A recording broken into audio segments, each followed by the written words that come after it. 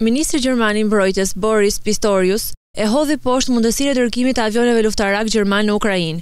Kundërshtimi erdhi një takim me aleatët perëndimorë në bazë ajrore amerikane Ramstein në Gjermani. Megjithatë, tha Pistorius, Gjermania mund të sigurojë pilotëve ukrainas aeroplan me të cilët mund të operojnë menjëherë. Nuk është si të kalosh nga një makinë me qiranë tjetrën, tha ai, duke referuar dallimeve mes avionëve luftarakë të dyja vendeve. Tornadove gjermane, dy lloj avionësh luftarak, kanë kapacitete të ndryshme nga ato që nevojiten në Ukrainë, tha ai. Perëndimi është duke ndihmuar Ukrainën me armatim, prej se Rusia ka nisur pushtimin e saj në shkurt e vitit të kaluar. Muaj më parë Gjermania i ka dërguar Ukrainës tankët e saj luftarak Leopard. Këto tanke janë nga një metodat me performancën më të mirë në botë.